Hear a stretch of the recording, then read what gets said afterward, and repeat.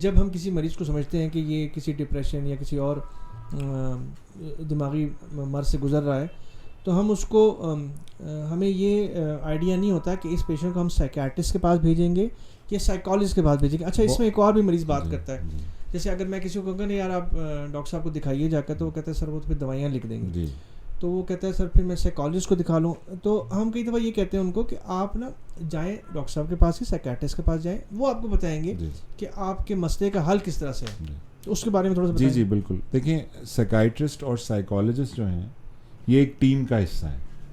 یہ جس بھی سیٹ اپ میں, جیسے ہم جس ہاسپٹل میں کام کر رہے ہیں جہاں پہ ہم ابھی بیٹھے ہوئے ہیں, یہاں پہ سائیکالوجسٹ بھی ہیں اور سائیکائٹرسٹ بھی ہیں.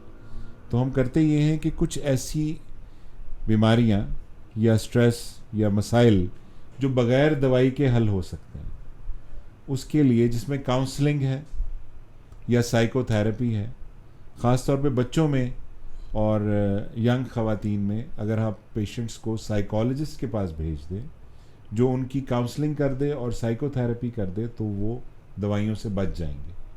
تو لہٰذا سارٹ آؤٹ سائیکائٹرسٹ نہیں کرنا ہے کہ یہ مریض کو دوائی کی ضرورت ہے یا اس کو تھیراپی کی ضرورت ہے. ٹھیک ہے, بالکل ٹھیک. تو جن مریضوں کو دوائی کی ضرورت نہیں ہے ان کو کاؤنسلنگ کی ضرورت ہے, ان کو تھیراپی کی ضرورت ہے, یا ان کو رہنمائی کی ضرورت ہے. کاؤنسلنگ, جی ذرا اردو میں ان کو کاؤنسلنگ کو رہنمائی کہہ لیں, رستہ دکھانا, سمجھانا کہ اس مسئلے سے نکلنا کیسے ہے, تو وہ پھر سائیکالوجسٹ کے پاس جائیں گے. ٹھیک ہے. اور کچھ بیماریاں ایسی ہیں جہاں پہ دوائی دینی ضروری ہے تو وہ پھر سائیکائٹرسٹ کے پاس جائیں گے. یا میں ایک جملہ اور بولوں گا, اور وہ یہ ہے کہ ہمارے معاشرے میں ایک کامن ایک چیز ہے کہ جی سائیکائٹرسٹ کی دوائیاں نیند کی دوائیاں ہوتی ہیں اور اس سے مریض سو جاتا ہے یا اس کا عادی ہو جاتا ہے. تو آج سے 20 سال پہلے تو یہ بات ٹھیک تھی. اب میڈیکل سائیکائٹری کی دوائیاں اس حد تک ڈیولپ ہو گئی ہیں کہ وہ نیند کی دوائیاں نہیں ہیں, نہ ہی ان کی عادت پڑتی ہے.